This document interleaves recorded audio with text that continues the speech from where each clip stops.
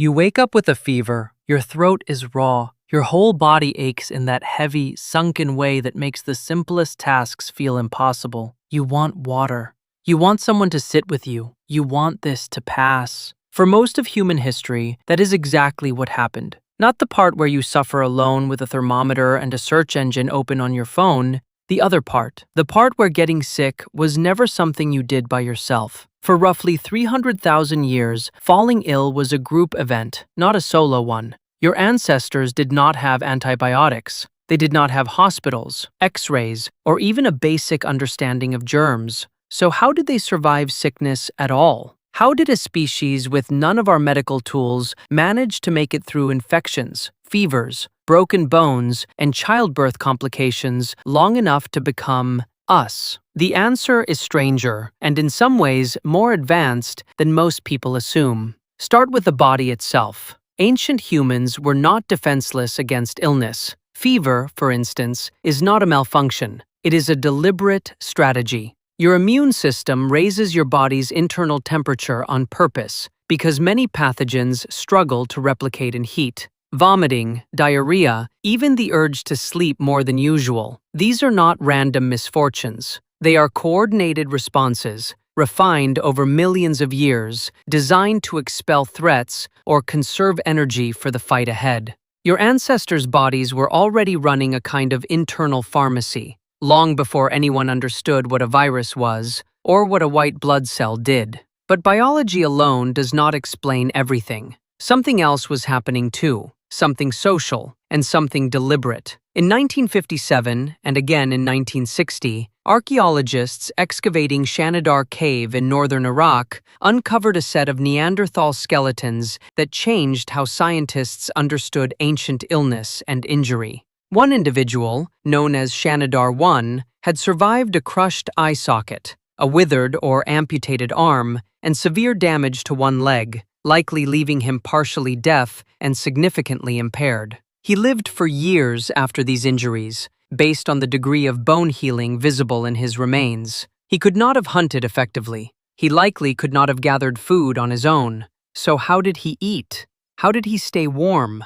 How did he survive at all? Paleoanthropologist Eric Trinkhaus, who studied these remains in detail, argued that the only realistic explanation was sustained care from others over an extended period. Someone brought him food, someone helped him move, someone kept him alive long after his body alone could not have managed it. This was not an isolated case either. Across the broader Neanderthal fossil record, researchers have repeatedly found individuals with severe, long-healed injuries that would have made independent survival nearly impossible without support. This is the first major clue. Ancient illness and injury were not faced alone. They were buffered, consistently, by community. But care alone does not cure an infection. So what else did they have? This is where things get more surprising. In 2012, biomolecular archaeologist Karen Hardy led a study analyzing dental calculus, the hardened plaque that builds up on teeth over a lifetime, taken from Neanderthal remains at El Cidrón Cave in Spain. Hidden inside that ancient plaque, preserved for roughly 50,000 years, her team found chemical traces of yarrow and chamomile. Both plants are intensely bitter. Both have essentially zero nutritional value. So why would anyone deliberately chew them?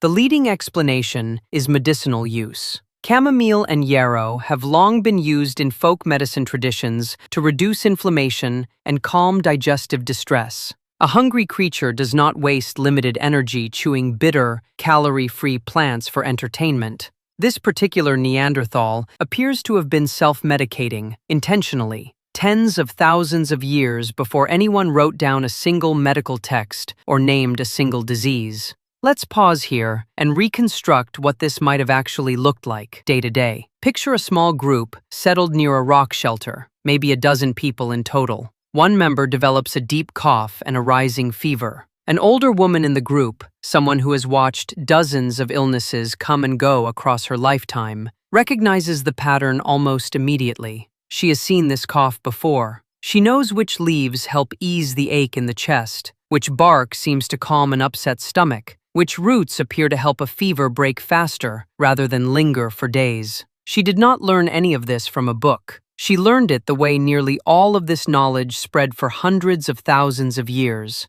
by watching her own elders, by trial and memory, and by passing what worked down to the next generation through nothing more than conversation. This kind of accumulated, orally transmitted medical knowledge is not just a theoretical reconstruction. Anthropologist Frank Marlowe spent years living among and documenting the Hadza, a hunter-gatherer community in Tanzania, and recorded just how extensive their working knowledge of local plants really is, which ones soothe stomach pain, which support wound healing, which are deliberately avoided because they are known to be harmful. Strikingly similar patterns of detailed, practical plant knowledge have been documented in hunter-gatherer groups studied around the world, from the Kalahari to the Amazon. This is very likely a window into a much older, much deeper tradition of practical, observation-based medicine, one with no written records, but real, tested results passed down across thousands of generations.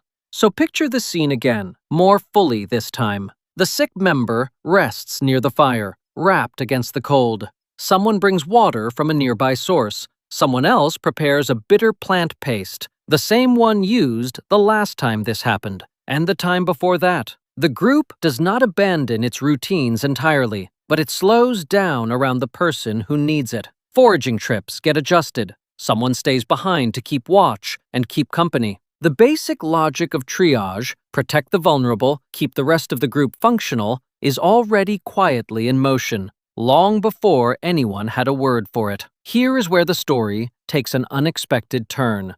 Many people assume that life only became safer once agriculture appeared, roughly 12,000 years ago. Permanent settlements, stored grain, a more predictable, controllable food supply. Surely that meant fewer health crises, not more? In reality, the opposite happened, at least for thousands of years. Skeletal evidence collected from early farming communities across multiple continents consistently shows a measurable decline in average height, a sharp increase in dental disease, and a rise in clear signs of nutritional stress compared to the hunter-gatherer populations that came before them. Settling permanently in one place, living closely alongside domesticated animals, and relying heavily on a narrow set of staple crops created entirely new categories of illness that simply did not exist before. Diseases that jump from animals to humans, what researchers now call zoonotic diseases, became dramatically more common once people lived shoulder to shoulder with livestock, day after day, generation after generation, inside crowded, semi-permanent settlements. In other words, agriculture did not rescue ancient humans from sickness. In several measurable, well-documented ways, it made things noticeably worse, at least for several thousand years before things eventually improved again. This matters because it quietly reshapes a very common assumption. The idea that the past was simply primitive and the present is simply automatically safer by comparison. The truth is more layered than that. Your hunter-gatherer ancestors were not walking around defenseless and ignorant, waiting to be saved by modern progress. They had real, tested, observation-based responses to illness, a body engineered with built-in defenses, a working knowledge of medicinal plants passed down through generations, and most importantly, a social structure built firmly around caring for the sick, rather than isolating them. So what does any of this have to do with you, lying on your couch right now, with a box of tissues and a glass of water nobody had to forage for? Quite a lot, actually.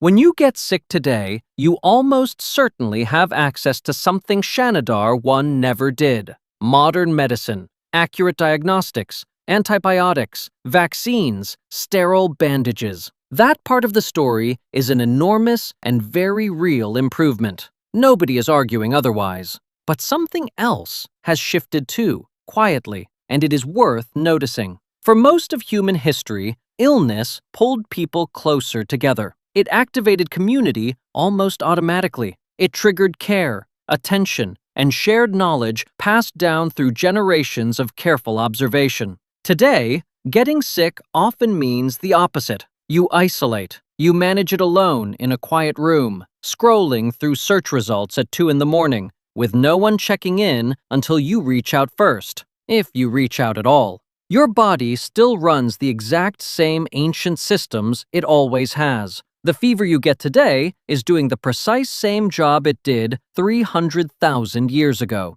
regulating your internal temperature against a threat it cannot see. But the social architecture that used to surround illness, the part that once meant someone always noticed, someone always sat with you, someone always remembered which leaves helped last time, has, for a great many people, quietly disappeared. So the next time you are sick and you reach for water or rest or simply wait for your fever to break on its own, you are repeating a script your ancestors wrote long before written language even existed. The medicine available to you has changed almost beyond recognition. The underlying biology has not changed at all. You still wake up with a fever. Your throat is still raw. Your body still aches in that same heavy, sunken way it always has. But this time, for nearly all of human history, you were never really expected to face it alone.